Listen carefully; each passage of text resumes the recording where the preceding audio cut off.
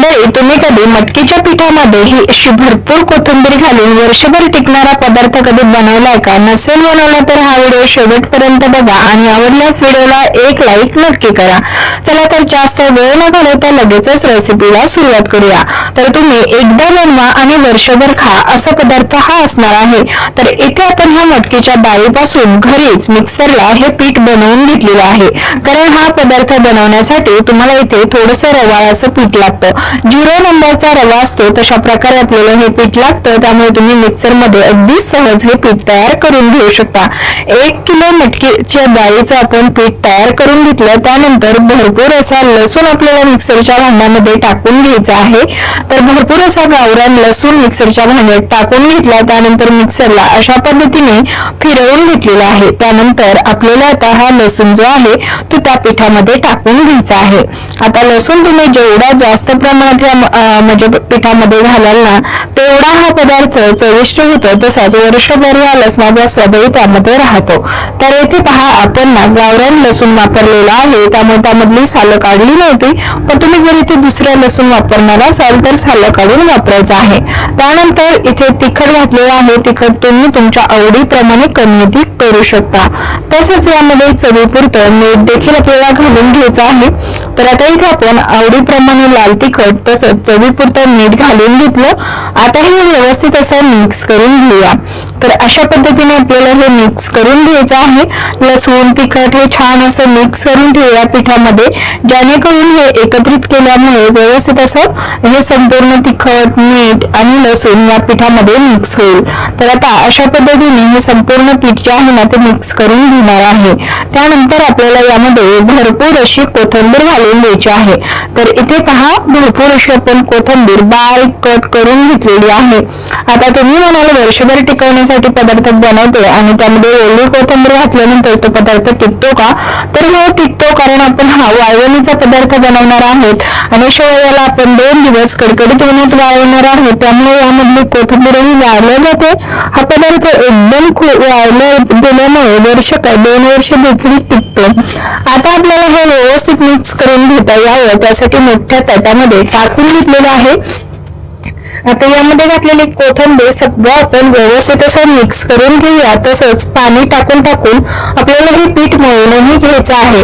तर कोथिंबीरीचं प्रमाण किती टाकलंय हे तुमच्या लक्षात येतच असेल.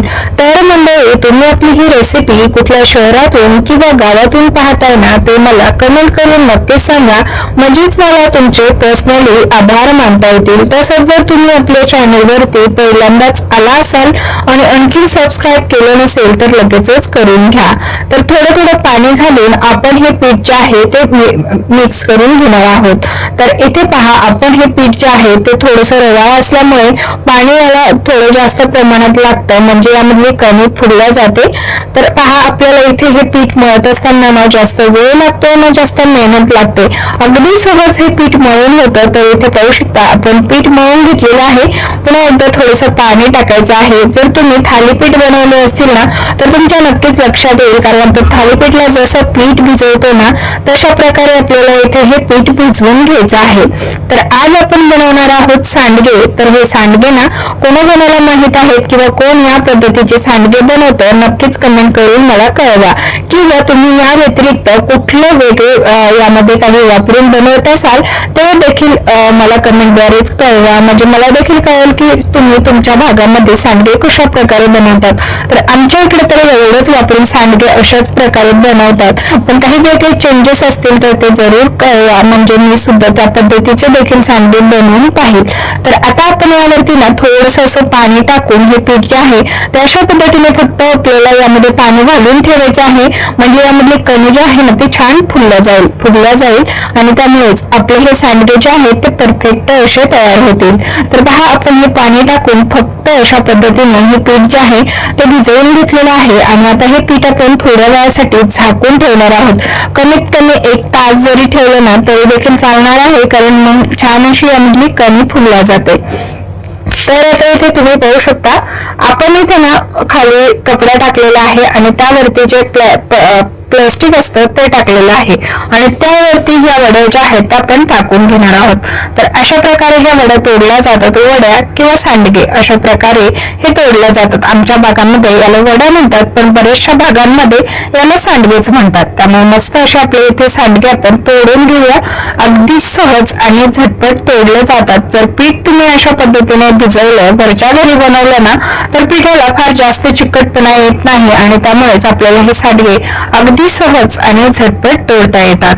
तर मस्त असे आपले सांडगे तयार झालेले आहे. यामध्ये तुम्हाला मिठाचं प्रमाण, तिखटाचं प्रमाण जर असं लक्षात आलं नाही किती टाकायचं, तर तुम्ही पीठ भिजवल्यानंतर ते म्हणजे टेस्ट करून पाहू शकता. त्यानंतर तुम्हाला काही कमी वाटलं तर ते पुन्हा एकदा त्यामध्ये तुम्ही ऍड करू शकता. तर अशाच पद्धतीने संपूर्ण सांडगे बनवून घेतले. 2 दिवस उन्हामध्ये वाळवून घेतले आणि पाहू शकता आपले मस्त असे सांडगे इथे तयार झालेले आहे. आता कोथिंबिरीमुळे ना खरं तर ह्या सांडग्यांना खूप छान टेस्ट येते. आता हे सांडगे तुम्ही कोणत्या कोणत्या प्रकारे खाऊ शकता माहितीये का? तळून खाऊ शकता, भाजी बनवून खाऊ शकता, सुक्की भाजी बनवू शकता किंवा तोंडी लावण्यासाठी तळून देखील खाऊ शकता. तर कढईमध्ये थोडस तेल घालून घेतलं, तेलावरती मोहरी घालून घेतली, लगेचच 1 चमचा इतके जिरे घालून घ्यायचे. हे छान तडतडलं की भरपूर असा कांदा आपण इथे कट करून घेतलेला आहे. सांडग्याची सुक्की भाजी बनवत असताना त्यामध्ये जरा जास्त प्रमाणात कांदा घालायचा, म्हणजे भाजी खायला अतिशय टेस्टी लागते.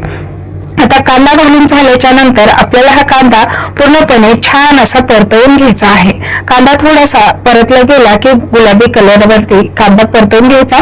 तसंच कांदा ना ट्रान्सपरंट होतो, त्यामुळे तोपर्यंत आपल्याला हा कांदा परतवत राहायचा आहे. तर अशा पद्धतीने आपल्याला हा कांदा परतवत राहायचं, सतत हलवून घ्यायचा, म्हणजे खालच्या साईडला करपलं जाणार नाही. तर मंडळी, तुम्हाला आपल्या रेसिपी आवडतात की नाही हे देखील मला कमेंट करून नक्की सांगा, म्हणजे मला पुढील रेसिपी बनवायला सुद्धा तेवढीच म्हणजे इंटरेस्ट वाढतो. म्हणजे तुमची कमेंट आली ना की रेसिपी आणखी वेगळी काहीतरी ट्राय करायला हे प्रोत्साहन मिळतं.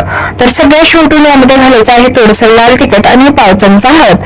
आता तिखट आपण वडीमध्ये सुद्धा वापरलेलं असल्यामुळे इथे तिखटाचं प्रमाण कमी प्रमाणात वापरायचं आहे. किंवा तुम्हाला जास्त तिखट खायला आवडत असेल तर तुम्ही तुमच्या आवडीप्रमाणे तिखट मसाला इथे वापरू शकता.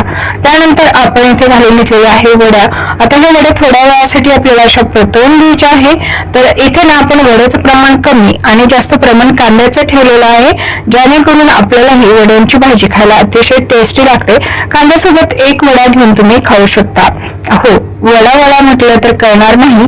तर सांडगे, आपल्याला हे सांडग्याची जी भाजी आहे ना ती खात असताना कांद्यासोबत 1 सांडगा आला ना तर अतिशय चविष्ट लागते.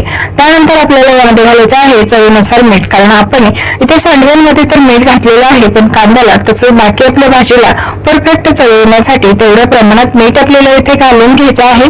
त्यानंतर हे थोड्या वेळासाठी परतवून घेतल्यानंतर आपल्याला यामध्ये पाणी ऍड करायचं आहे. तर इथे आपण थोडंसं पाणी घालून घेणार आहोत. जास्त पाणी आपल्याला या सांडग्यांना घालायचं नाही, कारण पटकन असे सांडगे शिजले जातात. तर आता या पाण्यामध्ये आपल्याला हे सांडगे थोडेसे मिक्स करून घ्यायचे आहे. तसंच यावरती आपण झाकण ठेवून घेणार आहोत, म्हणजे ते पटकन असे शिजले जातील. म्हणजे जास्त वेळ लागणार नाही आणि गॅसही जास्त जाणार नाही. तर झाकण ठेवूया आणि 2 मिनिटासाठी चांगली वाफ देऊन घेऊया. 2 मिनिटांमध्ये इथे सांडगे शिजले गेलेले आहे, पाहू शकता. पाणीही आहे त्यामध्ये थोड्या प्रमाणामध्ये, खूप पातळ किंवा खूप घट्ट न करता थोड्या प्रमाणात तुम्ही पाणी इथे ठेवू शकता. सांडगे शिजलेत की नाही हे चेक करायचं आणि त्यानंतर यामध्ये घालायची भरपूर अशी कट केलेली कोथिंबीर. तसंच यामध्ये आपण घालणार आहोत शेंगदाण्यांचा कूट. तर इथे आपण कोथिंबीर घालून घेतली. त्यानंतर ही कोथिंबीर यामध्ये मिक्स करून घेऊया आणि त्यानंतर यामध्ये दाण्याचा कूट घालून घेणार आहोत. तर भाजून घेतलेल्या दाण्याचा कूट अगदीच ऑप्शनल आहे. तुम्हाला जर नसेल आवडत तर तुम्ही नाही टाकला तरी देखील चालणार आहे, किंवा तुम्हाला जास्त प्रमाणात कूट घालून भाजी आवडत असेल तर दाण्यांचं कुटाचं प्रमाण तुम्ही थोडंसं वाढवू देखील शकता. आता इथे 2 चमचे भाजून घेतलेल्या दाण्यांचा कूट घालून मिक्स करून घ्यायचं. तर आपली मस्त अशी सांडग्याची सुक्की भाजी तयार झालेली आहे. जर कोणाला ही काळ्या मसाल्यातली सांडग्याची भाजी रेसिपी हवी असेल तर या व्हिडिओच्या खाली कमेंट करा, त्यावरती ही भाजी मी लवकरच बनवून आणि तुमच्यासोबत शेअर करेन. तर मस्त अशी आपली ही सांडग्यांची भाजी तयार झाली. तुम्हाला ही रेसिपी कशी वाटली कमेंट करून नक्कीच सांगा. आवडल्यास लाईक, शेअर आणि सबस्क्राईब.